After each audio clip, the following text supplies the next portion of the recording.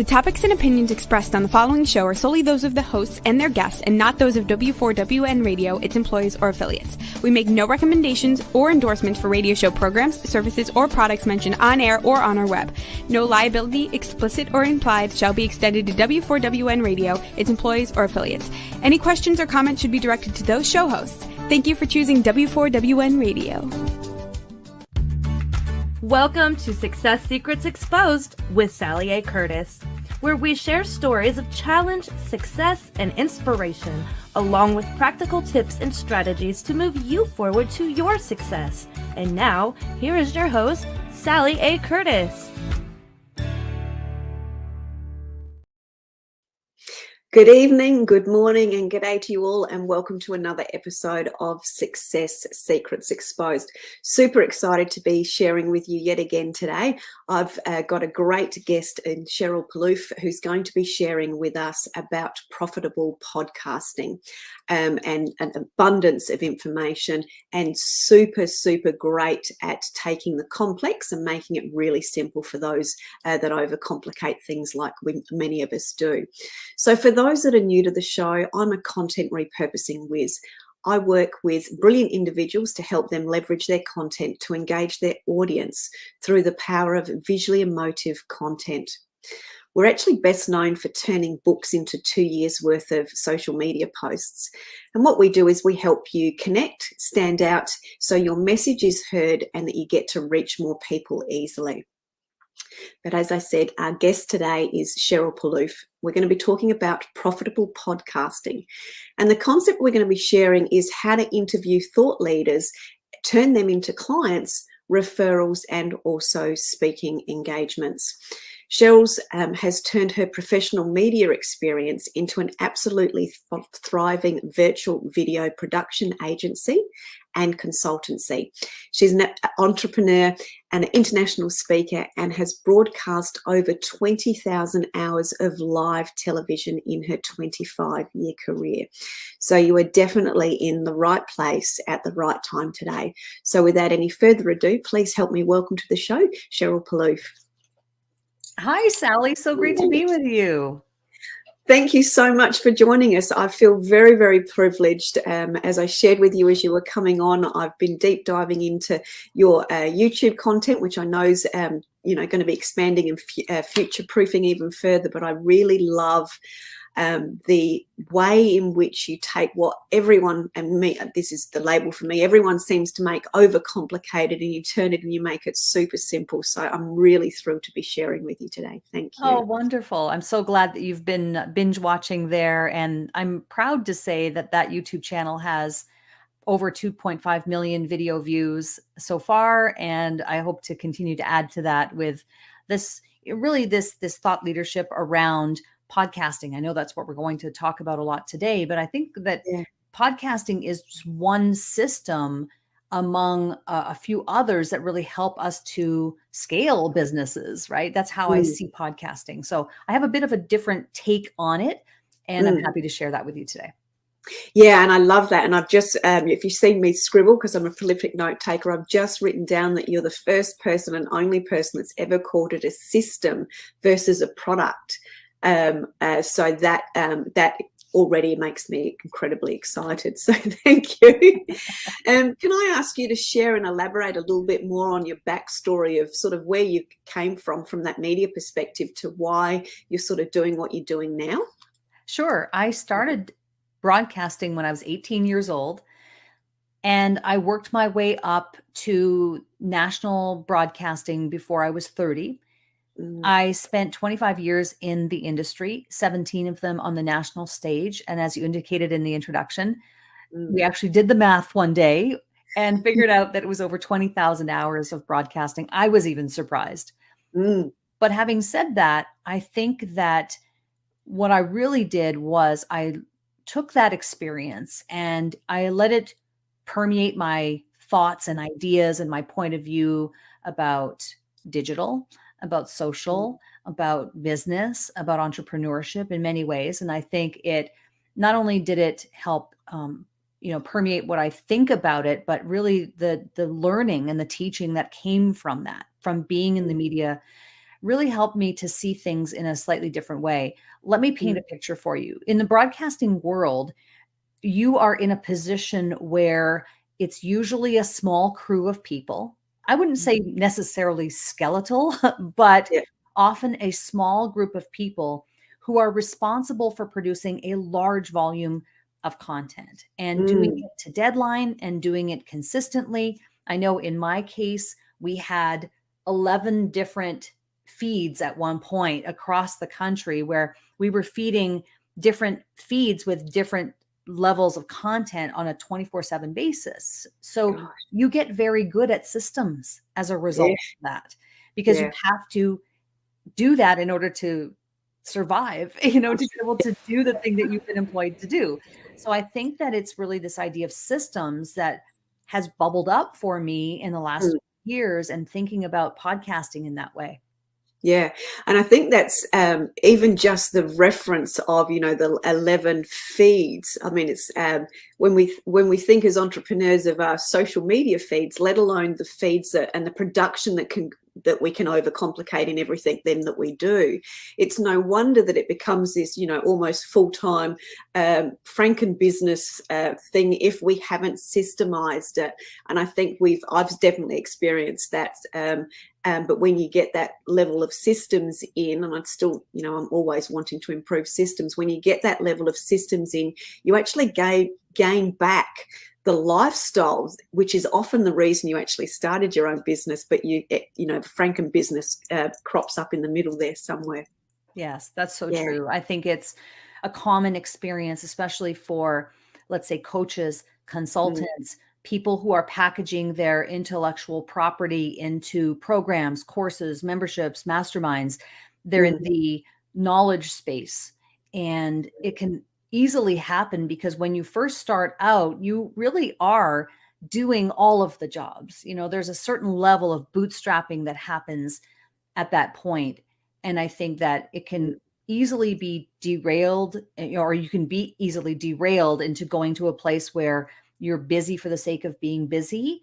Yes. And it's really important to be able to steer you back and say, let's get focused on simplifying this and going back to basics to some degree, and really thinking Mm. about the business side of this. How are you leveraging what you're doing for business building activities?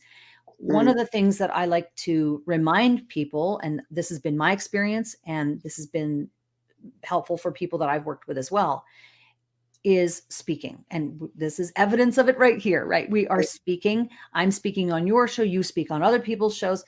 It is really about, you need to talk to more people. You need to Mm. be talking to more people publicly, privately, in just getting to know you type calls, connection calls, discovery calls, sales calls, whatever, but always be talking to people.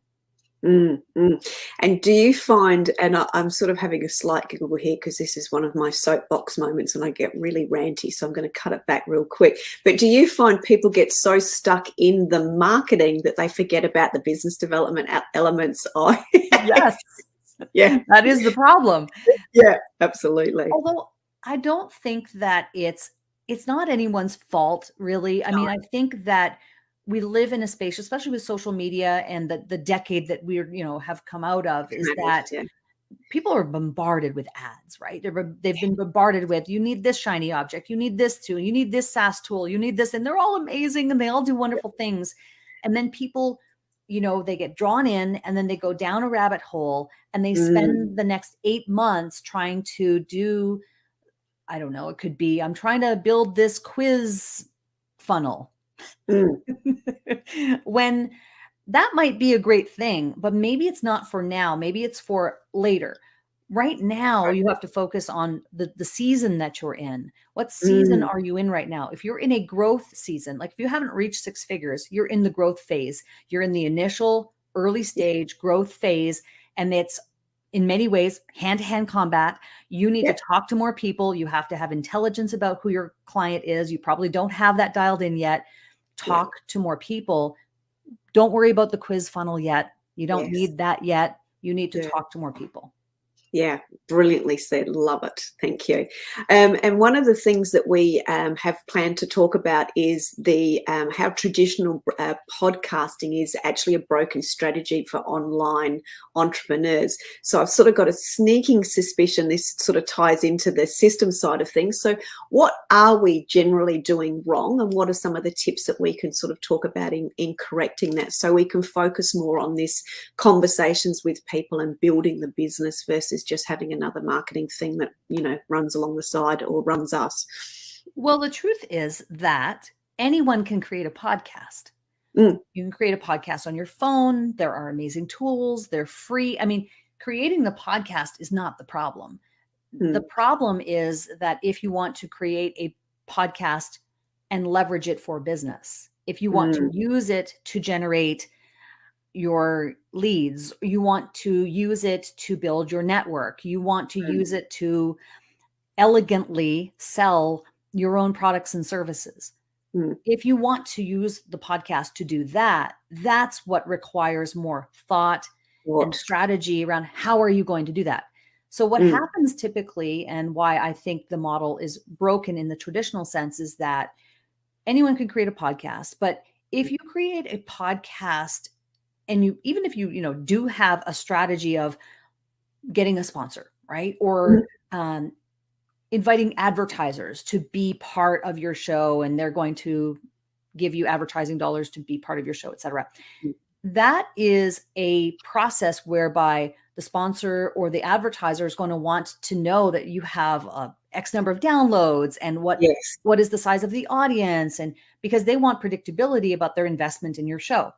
So the Mm, trouble with that is that when you first start any show, you don't have the audience yet. yeah. That is something that builds over time, and you have to be committed to the process and be very consistent and stick with it and keep doing it and rinsing and repeating for a period of time. Now, some people that time frame could be shorter, and for others it's longer. I think the majority of people, it's a longer process, a Mm, longer term strategy of building the audience. What happens is that people get they get, how shall I say this, but they fade, yeah. the allure of Enthusiasm it starts fades. to wear. Yeah, it starts to wear off because it's work. And if Mm, you're not seeing any short-term or at least medium-term ROI, you start to question, why am I even doing this? And yeah. then people fade away and they pod fade, right? Yeah. They just stop doing their show because they're not seeing anything for it. That's the problem. So what Yeah. we're saying is, use podcasting and in a different way. You can still build your audience. That is going to be a long-term strategy. And over time, you will build. You will Mm, have great guests and it will build, and you could have sponsors and advertisers.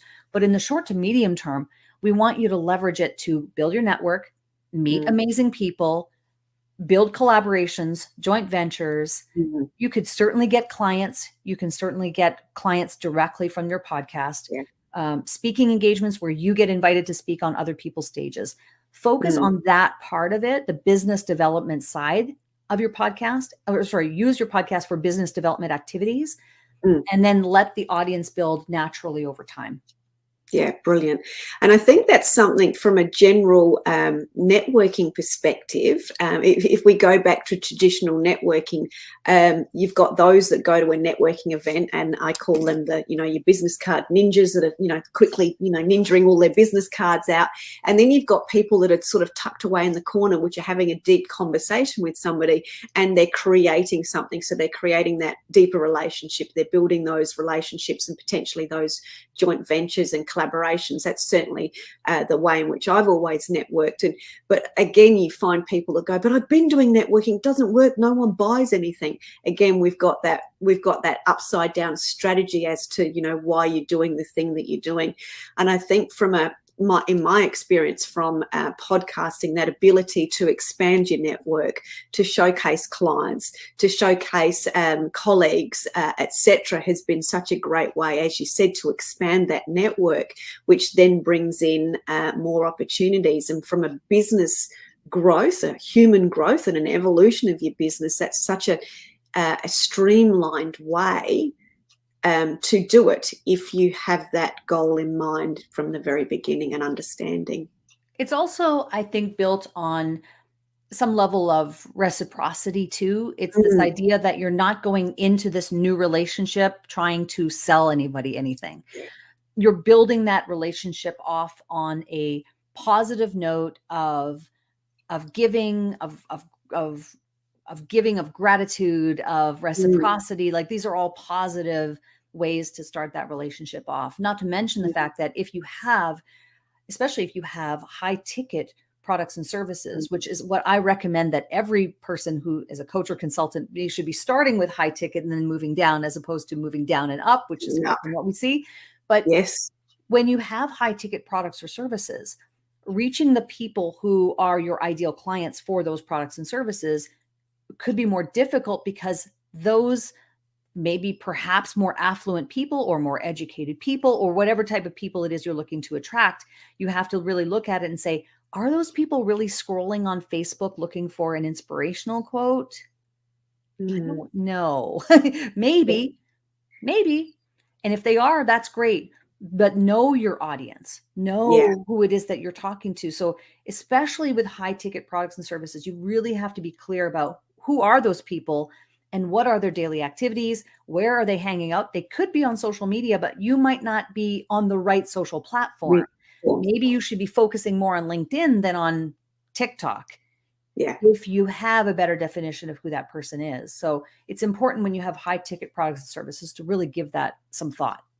Yeah, couldn't agree more. And I love that you've actually differentiated the difference between high ticket, starting at high ticket and coming down, because we do see so often from low up to high. But I'm going to ask you a question as it relates to, do you have any sort of tips or 3 areas that people can look at? Again, this is something I always get on the soapbox about, so I'm going to get you to reference it. Me and my audience will roll their eyes as it relates to helping them to define, if they're going to sort of focus on that high ticket scenario, what are the 3 things that they really need to know intimately about their audience to be able to then utilize that?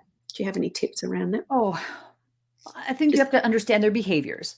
I think Yeah. you have to understand what their natural daily in and out daily behaviors are. Yeah. So if I think of, let's say, someone who I'm trying to, let's say it's my audience is, it's a 7-figure business owner who has, a team of 10 people. And if that were the person that I was trying to attract, then I would think, gee, where would they hang out? Well, Yeah.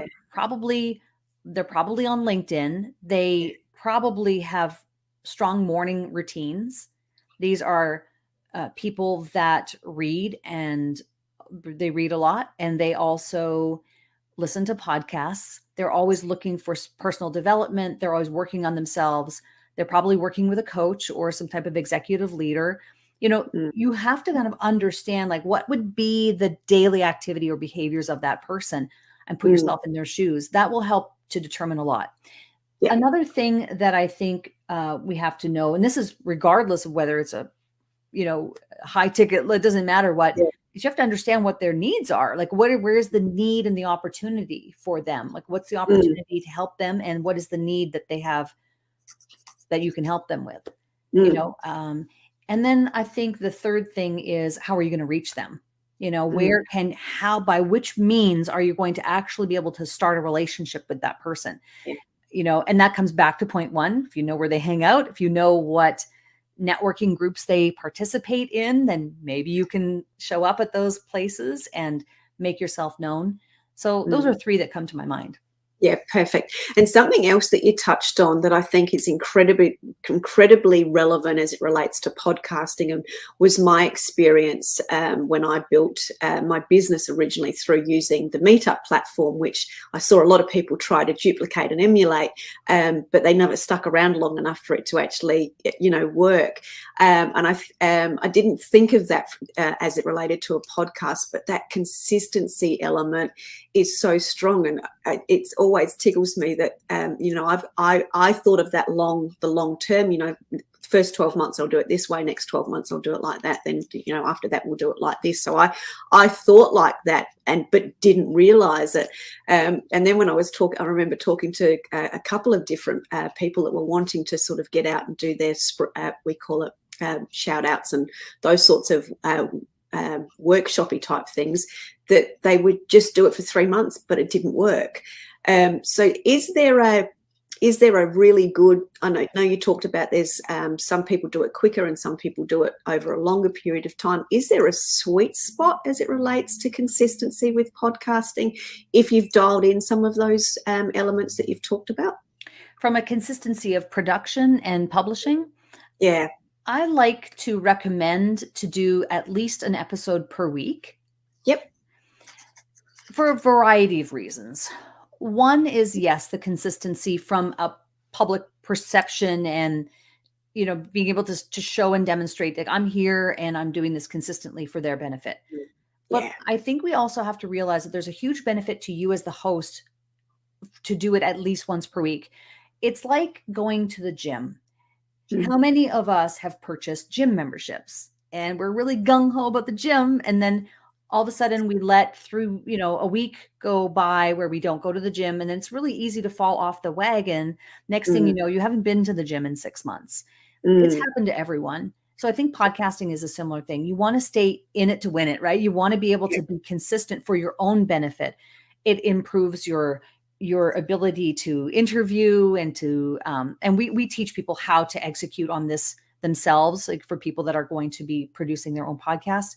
We have a method where it's done in an hour per week, but if that person is consistently doing it, they're improving their interviewing skills. We have a thing we call the 5-star interview. So they're improving that. They're able to more readily produce the show and know where to click. Things are more familiar. It's really easy to let 3 weeks go by, and then when you come back in, you can't remember what was that thing. I know it's easy, but where is that thing again? I can't really recall.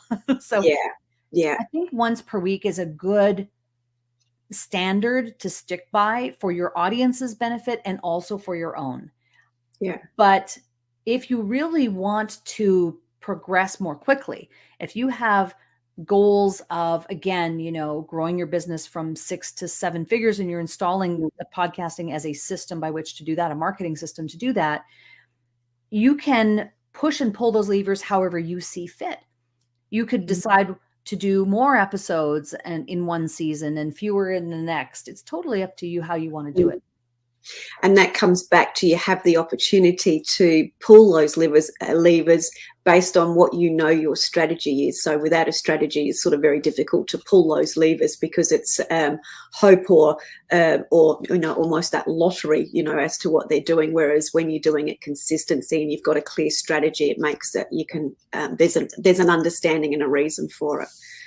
I'll say, Sally, though, I do have a client. Actually, I have 2 clients who I'm producing for, and they have decided, and again, because we've worked that strategy out, they actually do it once every 2 weeks. I think that's acceptable, so long as we make sure that we're staying consistent to that once every 2 week schedule. Because especially when you expand it out like that and you decide you're going to do it once every 2 weeks, now if you only miss one, even if you miss 1 week because the schedule didn't align or whatever, it could be a month gap where there's no content. So you just have to be careful with that. So in some cases, it could work to do once every 2 weeks. But for the most part, I would recommend that people do once a week at least. Once a week at least. And you've also talked about, when we've spoken, around the post-production. And this is obviously where the system side of things coming in. So you've got the system at the front end, so to speak, which is what's your strategy as it relates to growing the business, which in itself would be a system because there's strategy and structure to that.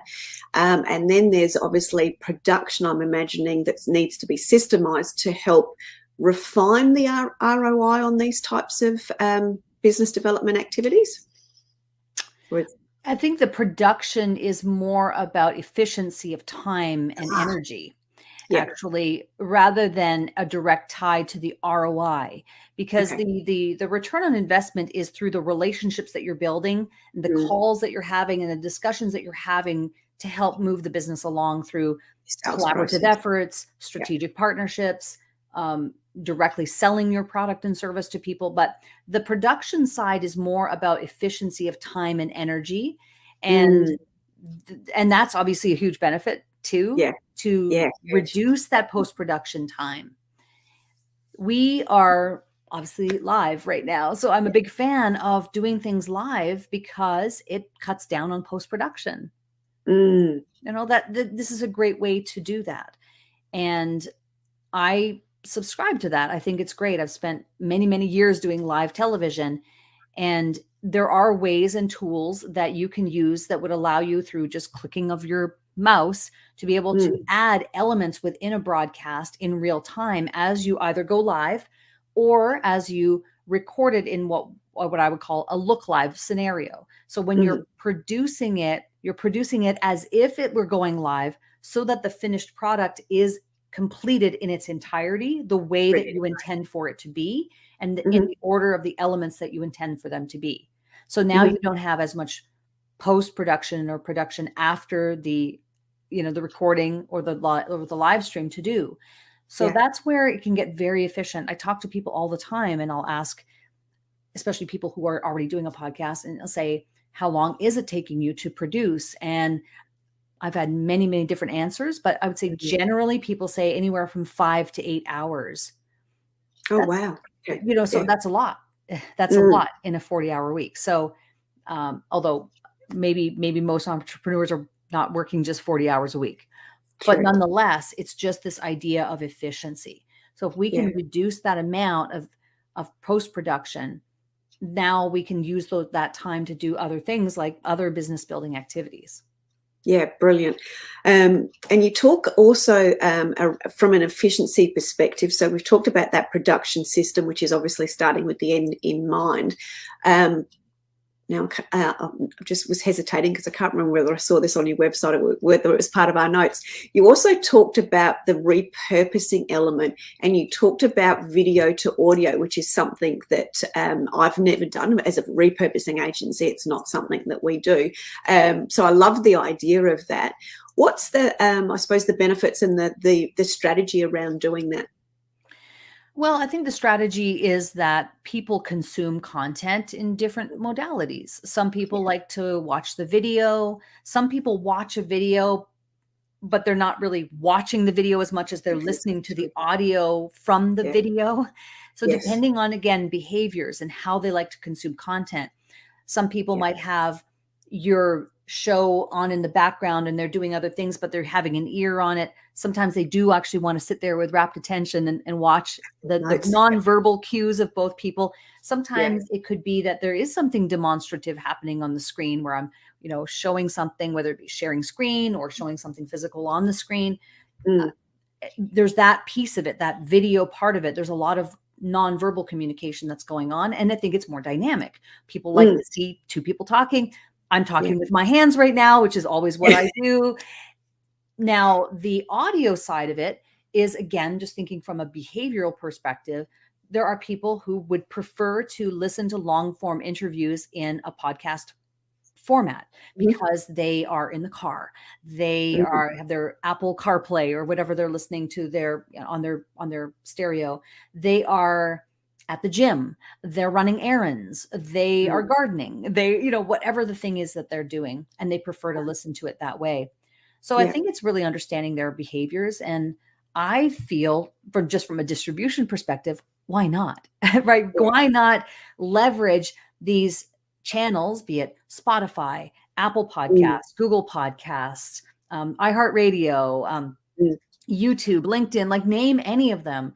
These are all distribution channels that are free to use, that you can Mm. put your content on. So I say the more the merrier. Yeah, beautiful. So definitely from a podcasting perspective, do you do much or advocate much for turning those into what I'm going to call audio snippets? Do you find much value in doing the audio snippets? I think there's value in turning any long form content, or what I would call macro content, into short form or micro content anytime you can, whether it be audio, video, and, you know, obviously shorts and vertical short form video is hot. So taking any type of your content, and, you know, obviously as a repurposing whiz that you know this, but it's taking any of those are just opportunities to be able to create snippets and cut down and find sound bites and be able to, you know, easy to consume, leverage and repurpose your content in any way, shape, or that you can. So, but the only thing I would say about the audio snippets is that, again, typically I think video snippets might work a little bit better than audio snippets, because the audio snippet will just be an audiogram. Yes. But so I think if I had a choice between choosing a snippet that had an audiogram and only having that as an option versus choosing the snippet that had two people talking, I would go for the more dynamic version. Yeah, and that's exactly I suppose my feelings that come up with it when I've seen the audio snippets. It's like, but there's nothing there, because I'm visual, so I want to, you know, I want to engage in something, so I know whether I want to look at the watch or listen to the longer version. But I like to be able to experience more, and I think that becomes because of that visual element that we're so strong on. Having said that, though, Sally, I mean, if you have and I personally recommend and train my students to do both, right? I train them to do on a video and then repurpose to audio. But like I said earlier, I mean, if you have an audio podcast and it is only in audio format, then use what you have, leverage what the modality is that you've created it in. It's better than not. Yeah, absolutely. Totally agree with that. As far as leverage everything and be consistent with that too. Right. Very true. So I'd love for you to sort of deep dive a little bit more into how you really help the clients, especially as it relates to this system, and sort of give people a bit of a helicopter view of the opportunity of working with you, and what that would look like if you're happy to do that too. Thank you for the opportunity. The podcasting is really one of the 3 systems that I teach. So what I'm really teaching is how to grow a 6-figure business and install scalable systems to put you on the track towards 7. Podcasting is one of the systems under the umbrella of marketing, the marketing system. We happen to subscribe to using a podcast to do that, because most of the people that we're teaching them to create a scalable high ticket offer so that they can grow. And as such, we find that the podcast is the best method by which to attract the people for that offer. So there are 3 buckets that we work in. One is fulfillment.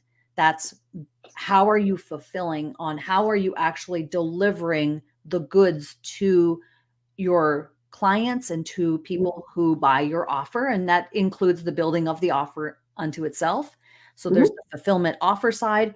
There's the marketing side, which is where the podcast falls into. And then the last part of it, which is the part that often people miss, is that you're not in business unless you're making sales. So the sales is a key component of that as well. And those are the 3, we call it scalable business, that if you can really get dialed in and install these systems in your business, you will be able to scale your 6-figure business to, you know, $50,000 a month, $85,000 a month in a way that is stress-free and simpler, frankly. It's just a simpler way to get to where you ultimately want to go.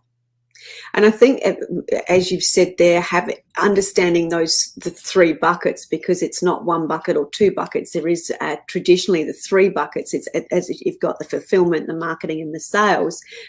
With fulfillment and marketing, with a wonky sales bucket, then the rest of it's not coming in. So by having the 3 buckets there, it is creating firstly the sustainable business that then gives you the opportunity to scale.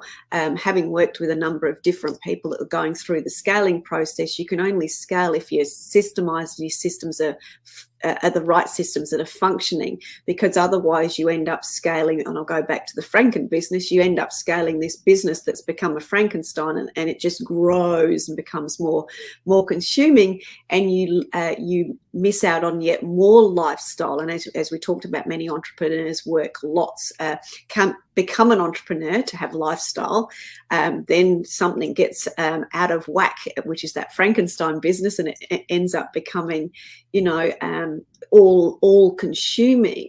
Then it's coming back into wrangling that back down and then trying to scale again. But it's really comes down to what I'm going to call the fundamentals of making sure you've got the strategy as it relates to the fundamentals, so you can literally skyrocket.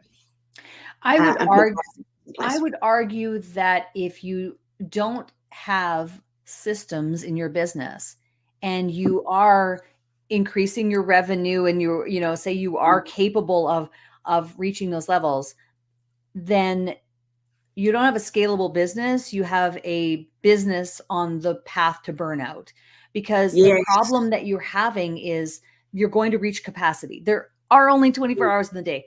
So what happens a lot in the lead up to reaching six figures, most coaches and consultants are starting with done for you services, one-to-one coaching, personal, one-to-one type of services that they're providing.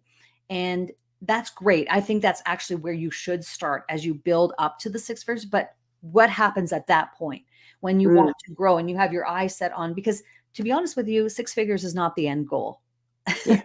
It's a rite of passage to get to where you really should be going. You need to be dreaming bigger, because six figures is not enough.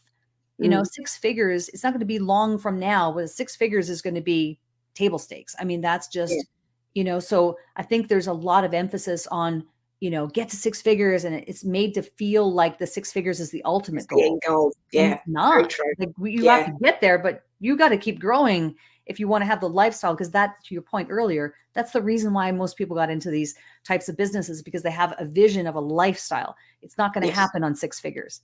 So the scaling part has to happen, and you have to have systems in order to really make that so you do not burn out, and that you do have the time back. And it's exciting, because that's what you want. That's what you got into this business for. You made it through the tough part. Now you've got to invest in your business, and you've got to get these systems installed. And now you get to breathe a little bit. Yeah. I love that. And I really love the burnout, because that is, I suppose, the habitual pattern that we can see, and we do see. And I've certainly experienced in sort of the 15 years at different times, where I've just sort of gone, oh, it's enough, because of not having systems in place and those sorts of things. And I think that's probably why I get so excited about systems and like talking to systems, because I'm almost that reformed smoker that used to smoke and now I don't smoke. I didn't have systems and now I do.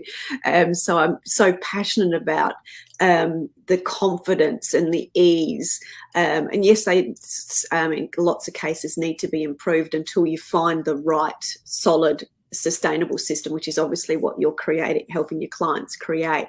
But that's where the almost the joy comes back, and you fall back in love with your business, because you're finally at the point, and you've got the right people to support you to get that lifestyle business back on track and those sorts of things. So that's really exciting. Yes, I agree. And that's the reason that you probably got into business in the first place, was because you wanted to have more freedom and to be able to spend more time with your family. And I know for me and for my husband, our son plays baseball and at a high level, and he's also a hockey goalie, and to be able to go to his games and to be able to spend baseball especially takes a lot of time as a parent to go and to the ball diamond and watch them. There's the warm up, there's the game itself. It takes a lot of time, but to be able to have the freedom of a business that allows me to go to those games, and even sometimes I have been guilty of,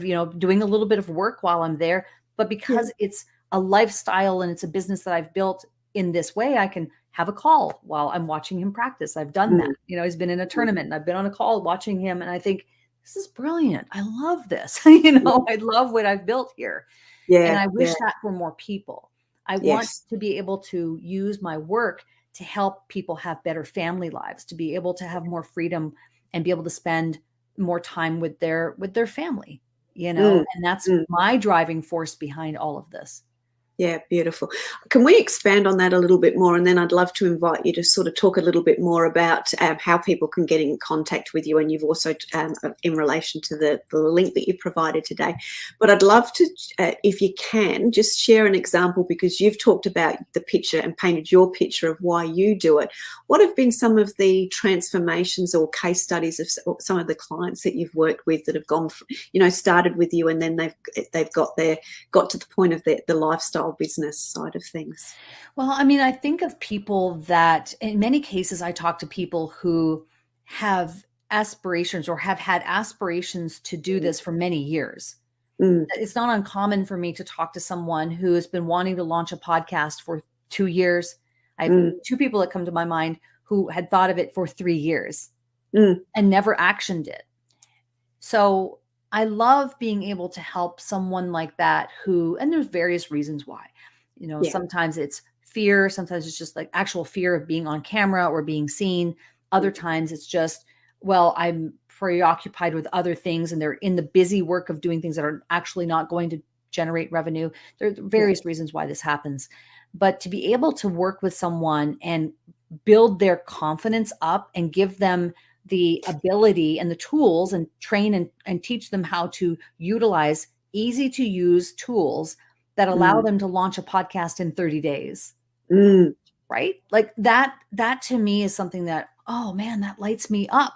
So Yeah. in fact, just before we got on this live, I'm talking to one of my clients who just launched her podcast yesterday, I think it was. Yeah, launched Yeah. it yesterday. And I asked her about it. I mean, she's almost in tears, right? Because Mm, she's been thinking and wanting to do this for so long. mm. I think of another one who launched her podcast, and within, I think it was the second episode, she's in the health and wellness space, but within the second episode, she had Mind Valley reach out to her. Yeah, Mind Valley reached out to Golly. her and said, "Hey, we love what you're doing." She's only done 2 episodes. "We love what you're doing. Would you interview," I think it was their CEO or some higher up person within Mind Valley. "Could you Mm, interview this person?" Now they have this arrangement. She's going to interview them in June. yeah. I mean, so Magic of the it's network. really Yeah. about like relationships. It's access. Like, Mm, who do you have to be able to now for her to be able to say, I'm connected to Mind Valley. It's like a mm. legitimate connection. I know somebody there now. Yeah. It's things like that that really light me up. On Yeah. on the side of helping people with their offers too. I mean, helping someone find the clarity around their offer because they were selling or providing, $10,000 worth of value for $27. Mm, And so helping them to see their value of what the value is of the thing that they're doing, they see things in a very different way. And yeah. it's things like that that really light me up personally, to Yeah. be able to help someone have that aha moment. And it's just what excites me. And I just love this type of work. Or for on the sales side of things, to be able to give someone a script and say, here's a better way of approaching this. And here's a script that you can use. Just fill Mm, in the blanks, make it your own. But here's the script. Go and try that. mm. These are people that maybe have never had that type of training on sales. So they've just kind of been winging it. Yes. and Yeah. and winging it is a hope strategy. Yeah. Yes. Yes. You're just Yeah. hoping. No, you want to know definitively, like you're not going to Predictable. you're not going to be able to, you're not going to sell every 100%. You shouldn't have 100% conversion rate, because then that would be indicative of the fact that you're not priced right. You're Too cheap. priced Yeah. too Yeah, low. potentially. But you want to be able to have like a really good, solid conversion rate. And 20% to 40%, Mm, that's awesome. If you can get in that range, you're doing really well. But you mm. need to be talking to more people. But in the sales side, I think it's the scripting is transformative. On the marketing side, to be able to get people launched in 30 days and have a strategy that they know definitively who they're inviting. And then Yeah. also on the offer side, those realizations around how start with high ticket, and have a $5,000 to $10,000 offer that's leveraged and that is scalable. That will help you grow to your 7-figure range.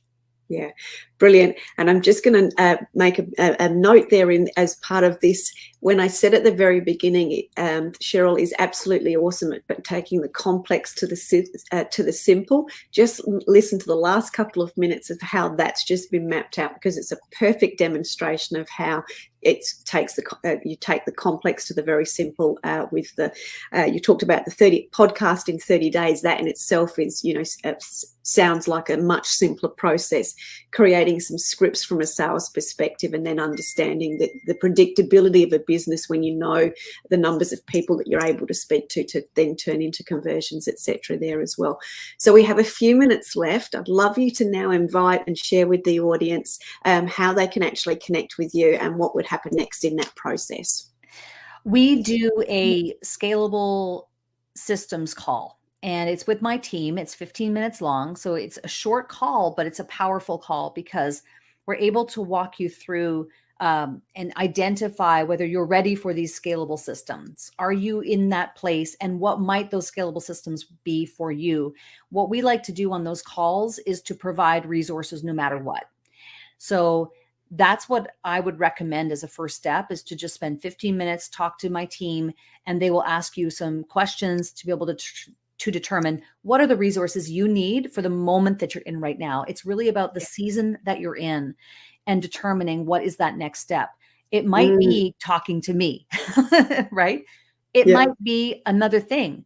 They are trained to be able to determine what is the resource that you need in this moment. It could be that you need an introduction to a person. You need this book. You need to talk to Sheryl. You need whatever it is. They're trained to be able to identify the stage that you're at. And does a scalable system make sense for you at this point? Right so now, that's really what that call is about. And we encourage people to book those. Brilliant.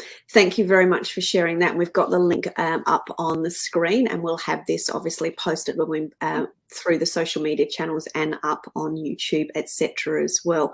So the best places to reach out with you and connect with you from a social media perspective sounds as though one certainly was LinkedIn for us. Where else? I love LinkedIn. It's really grown on me. I wasn't always a LinkedIn person, but I'm loving LinkedIn. I really love it. So LinkedIn is great. The advantage of having a name like Sheryl Plouffe, a French-Canadian name like Sheryl Plouffe, meant that 10 years ago, Sheryl Plouffe was available on all the platforms. So it was easy. So you can find me at Sheryl Plouffe pretty much everywhere. But I love Instagram. I love LinkedIn is probably my number one, Facebook as well, and email. You can just send me an email, Sheryl@SherylPlouffe.com, and I'd be happy to send you in the direction of what you need. Yeah. And if you want some fabulous resources, and as you gathered at the very beginning of the show, I've been going down a fabulous rabbit warren, the best sort ever, of binging on some great snippets that Sheryl does on her YouTube channel. And I really, really loved the behind the scenes walkthrough of where you actually started when you were doing the TV episodes, and then your studio, etc. at home. And again, having worked with so many speakers and know the complexity of their production setup, and then seeing your beautiful simple one, again, just a testament to how you make everything super simple for everybody to be super successful. So thank you very, very much. Any closing words from you before we wind the show up?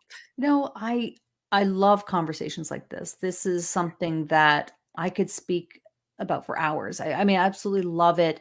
And I think that these are the parting words, is if you're passionate about what you do and you know that you can really make an impact in someone's life doing what you love, just be thinking about how you can grow that, because it's a disservice to the people who you can serve if you don't sort out systems in order for you to scale and grow and be able to impact more people.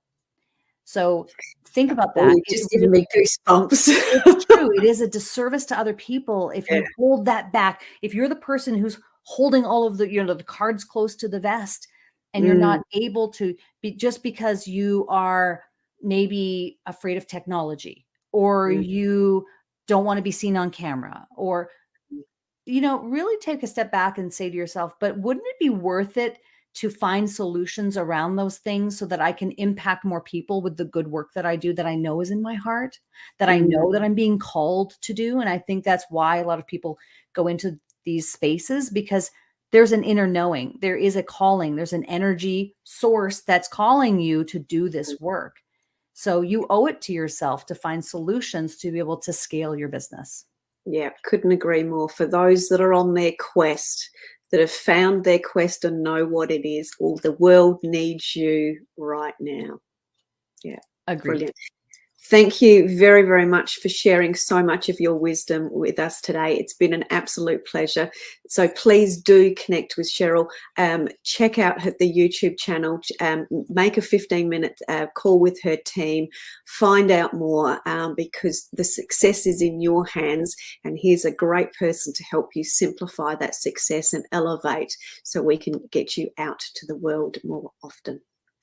Thank you very, very much. Take care, everyone. See you again next week on another episode of Success Secrets Exposed. Take care. Bye. That's it for this week's episode. Thank you so much for joining us, and I trust that you got some inspirational tips to move you forward. You can find this episode along with many more on your favorite streaming platform such as iHeartRadio, Spotify, iTunes, and more. See you next Thursday at 7 p.m. Eastern Time for more Success Secrets Exposed with Sally A. Curtis.